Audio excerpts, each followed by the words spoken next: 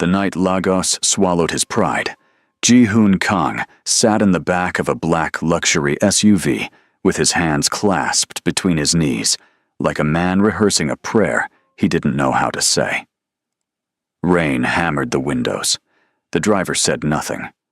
Outside, the lights of the city smeared across the wet road like something beautiful that had been broken and rearranged. He had traveled 6,000 miles to stand in front of a woman he had destroyed, and he still wasn't sure she would look at him. Inside the Hotel Echo ballroom, cameras flashed around the woman of the evening. Amara Johnson Kang, or rather, just Amara Johnson now, stood at the center of it all in a deep rust orange gown, laughing at something a photographer said, completely at home in her success. She was the cover of Lagos Fashion Week's opening night. She was the headline. She was the story. And somewhere across that ballroom, hidden behind a pillar with a glass of water he hadn't touched, Ji-hoon Kang watched her and understood, for the very first time, exactly what he had thrown away. This is the story of a man who had everything the world told him to want, and the moment he got it, he destroyed the one thing that had made it possible. It started in Seoul, in a small cafe near Hongdae, on a Tuesday morning when Ji-hoon Kang was nobody. He was 27 years old, the founder of a tech startup that lived in a cramped office above a dry cleaning shop, and he had just been rejected by his 14th investor in 4 months. He walked into that cafe looking like a man carrying something invisible and very heavy. He ordered an Americano, didn't look where he was going, and walked directly into a woman sitting by the window, sending a full cup of coffee straight across her open sketchbook. He froze. She looked down at the ruined pages. He started apologizing so fast and so badly that she laughed before she could stop herself. Her name was Amara. She was a Nigerian international student, studying fashion business at Hongik University, working part-time at a boutique 3 days a week to cover her rent. Her sketchbook was full of dress designs, bold, structural, African-inspired silhouettes that didn't look like anything in the Korean fashion world at the time. She was warm and sharp and completely unbothered by the disaster Ji-hoon had just caused. "Buy me another coffee," she said simply, "and we'll call it even." He bought her the coffee. Then he stayed for 2 hours. Then he came back the next Tuesday, and the one after that. What happened between them wasn't dramatic at first. It was quiet. Late-night ramen after her shifts. Her handwriting in the margins of his pitch decks. Little notes, like "be more specific." Here and this part is where you lose them. Fix it. The way she listened when he failed, which was often, without telling him to quit, and without pretending it didn't hurt. 3 weeks after they met, he lost investor number 15. He called her from the stairwell. He didn't even say hello, just, "They passed again." She said, "Come eat. I made jollof rice. The real kind." He came. They ate. She looked at him across the table and said, "One day, Ji-hoon, the whole world is going to know your name," he said. "Only if you stay beside me." She smiled and said nothing, but she stayed. 6 months later, they were married in a small ceremony with 12 guests. No grand announcement. No media. Just 2 people who had decided that what they had was real enough to protect. What Amara never told him, what she never announced, never used as leverage, never once brought up in an argument, was that during those early months, when the company was gasping for air, she had done things that kept it alive. She quietly used her personal savings to cover 2 months of server costs when Ji-hoon's business account hit 0. She introduced him, through her university connections, to a Nigerian venture capitalist named David Okafor, who became one of their earliest investors.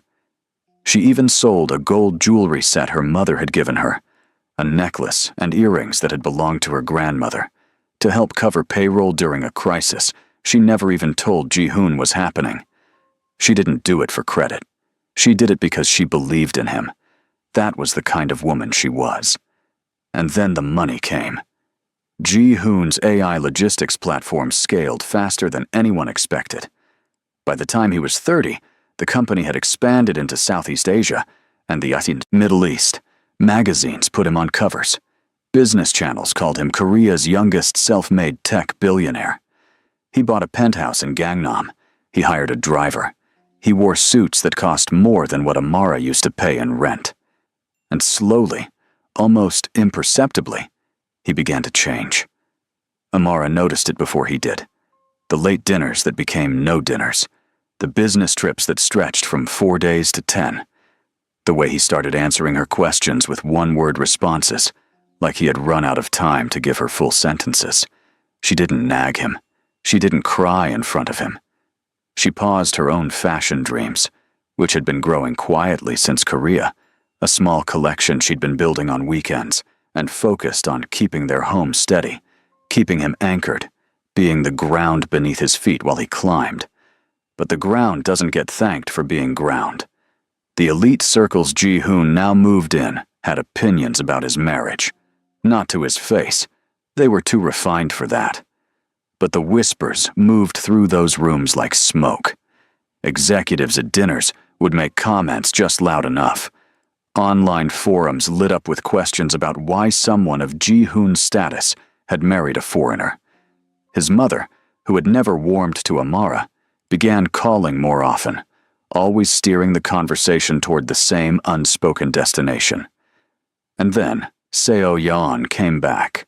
She had been his fiancée years before Amara, from a chaebol family, educated in the United States, polished in the way old Korean money polishes its children.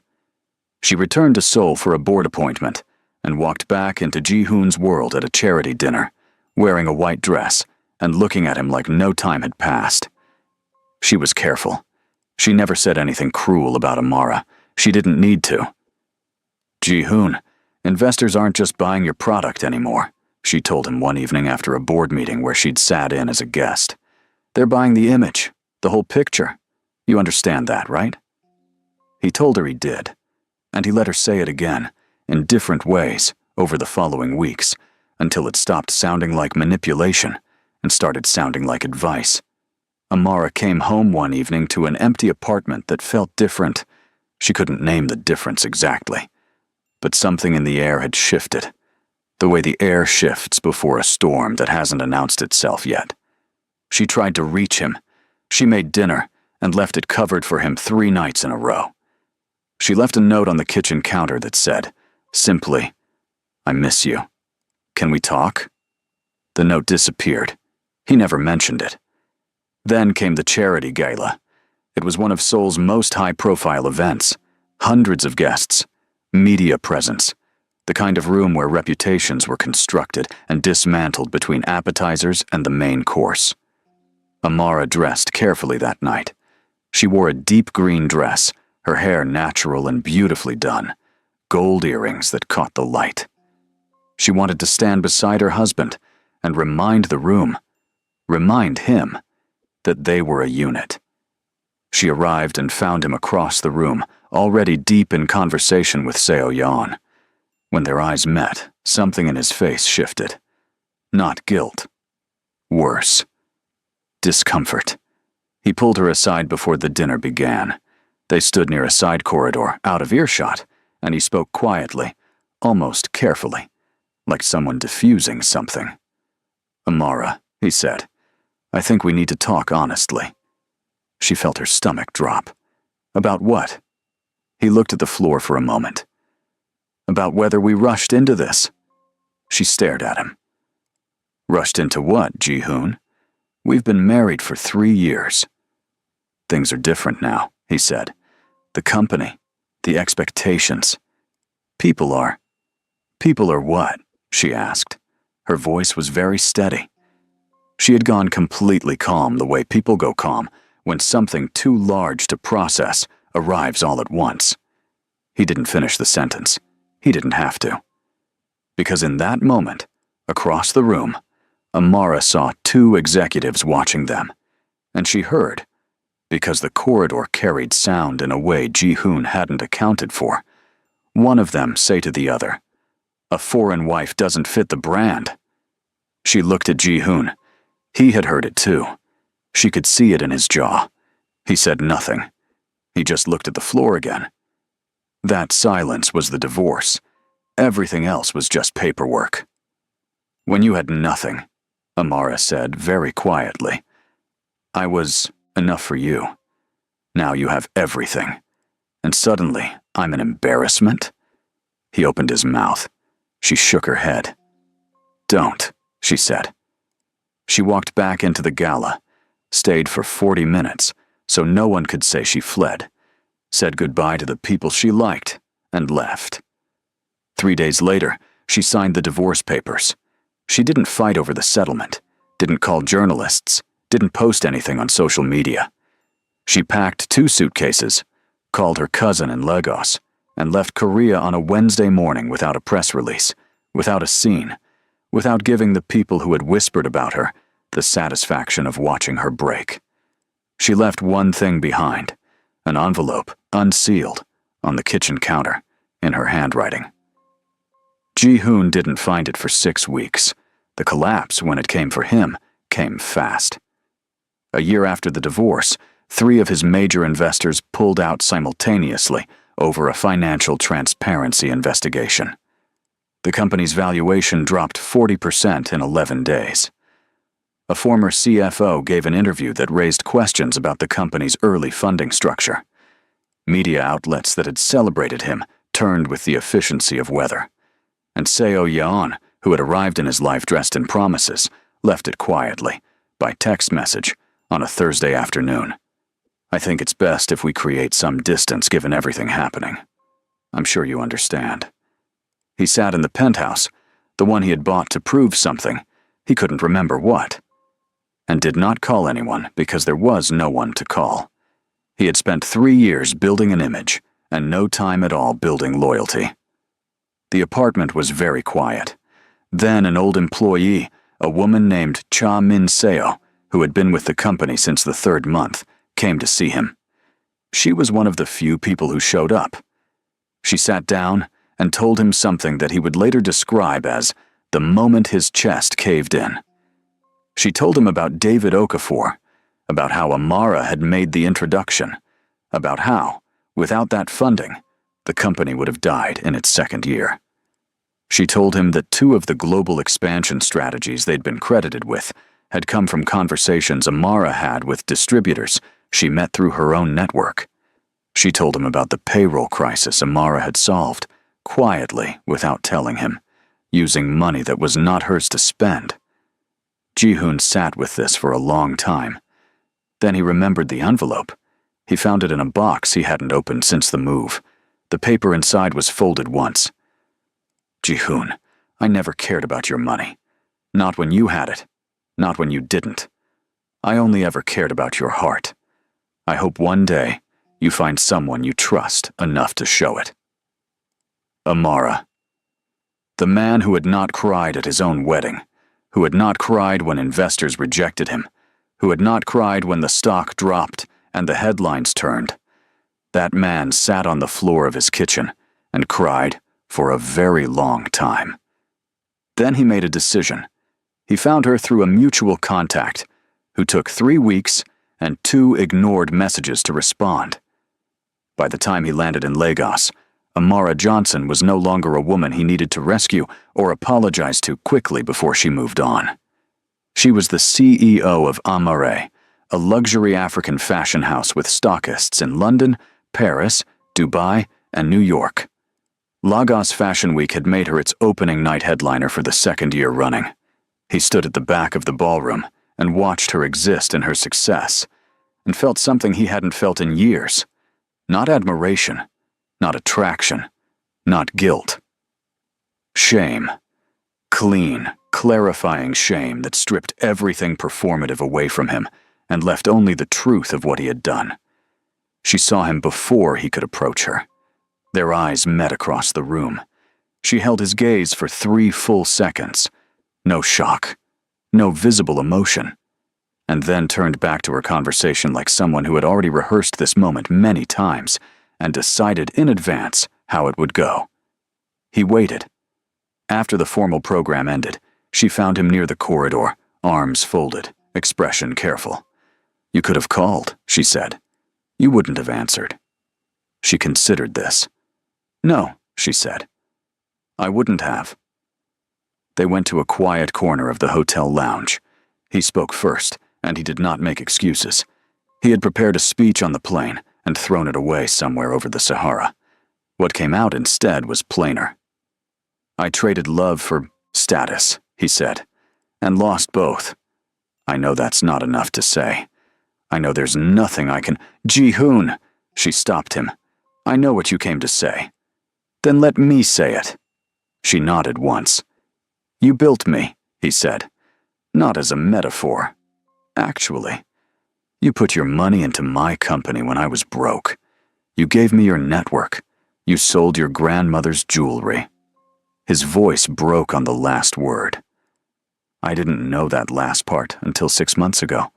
I've thought about it every day since." Amara was quiet for a moment. "Cha-min seo," she said. "Yes." She looked at him carefully. "Why are you here, Ji-hoon? What are you hoping for?" "I don't know how to answer that without it sounding like what I want matters in this conversation." Something moved across her face, not softness exactly, but recognition. "I have a daughter," she said. He stilled. "Her name is Ji-yeon. She's 2 years old. She has your eyes and my stubbornness, and she already exhausts everyone around her, which means she's going to be extraordinary." Ji-hoon Kang, who had managed boardrooms and press conferences and financial disasters, had no idea what to do with his face, or his hands, or the next sentence. He said nothing for what felt like a very long time.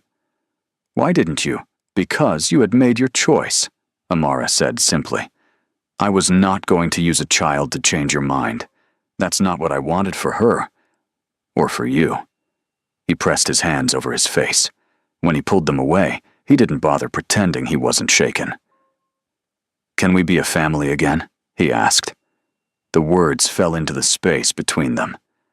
Amara looked at him for a long moment, not with coldness and not with warmth, but with something more honest than either. Clarity. "I forgave you a long time ago," she said. "Not for you. For me. Because I refused to carry the weight of your mistakes on top of everything else I was building." She paused. "But forgiveness doesn't erase pain, Ji-hoon. And I am not the woman who left Korea. I will never be her again. I'm not asking you to be. Then hear me clearly." She leaned forward slightly. "You can be in Ji-yeon's life. You can be her father. Fully, properly, consistently. That is not a small thing. That is the most important thing I can offer you, and you should not treat it like a consolation prize. I won't. If you disappear again, even once, if you let your image or your business or anyone's opinion of who you should be with pull you away from that little girl, I will never give you another chance. Not because I'm cruel, because she deserves better than someone who chooses her when it's convenient." "I understand," he said. "Do you?" "Yes." He met her eyes. "I do." Amara sat back. Outside, the rain had stopped. Through the hotel's tall windows, Lagos glittered, loud and alive and completely indifferent to his reckoning, which was exactly right. "She wakes up at 5:30, Amara said. "She likes oatmeal with honey and anything that has a face on it. Cups, plates, socks, it doesn't matter. She calls everything she loves mine before she even knows what it is." She paused. "She's going to say that about you, Ji-hoon, when she meets you. Mine. That word from her is not small. Don't make her regret using it." He nodded slowly. There was nothing adequate to say to that, and he had enough sense, finally, not to try. The morning after the gala, Ji-hoon stood outside a modest house in Victoria Island, where Amara lived with Ji-yeon and her cousin Tammy. Amara opened the door and stepped aside. A small girl came running across the living room in socks. socks with tiny pandas on them, and stopped 3 feet from the stranger at the door. She looked up at Ji-hoon with enormous brown eyes. He looked down at her. Her face was a rearrangement of everything he recognized in himself, filtered through someone far better. She pointed at him. "Mine?" she asked. Ji-hoon Kang, who had spent a decade chasing the right answer to every question, looked at his daughter and felt the most uncomplicated thing he had felt in years. "Yes," he said. "Yours." Later that morning, Amara watched from the kitchen doorway as Ji-hoon sat on the living room floor and allowed Ji-yeon to place every stuffed animal she owned onto his lap. He accepted each one with complete seriousness. He did not check his phone. He did not look toward the door. He was entirely, simply present. Amara did not smile in the way that means things are fixed. No, Asa smiled in the way that means things are beginning. Carefully, with eyes open, without promises that haven't been earned yet. The billionaire had spent years chasing power and constructing a version of himself he thought the world would respect. He had sacrificed the truest thing he ever had on the altar of other people's approval, and when the altar collapsed, as altars built for the wrong gods always do, he had nothing left but the memory of a woman who had loved him honestly when he deserved it the least. He would not get her back. That chapter was closed, and she had written the final line herself. But he had been given something rarer than a second chance at love. He had been given a first chance to be the father his daughter deserved. And this time, Ji-hoon Kang wasn't going to waste it. If this story moved you, hit that like button and share it with someone who needs to hear it today. Subscribe so you never miss a story like this. We drop new episodes every week. And tell us in the comments, do you think Ji-hoon deserved another chance, or did Amara make the right call? We read every single one,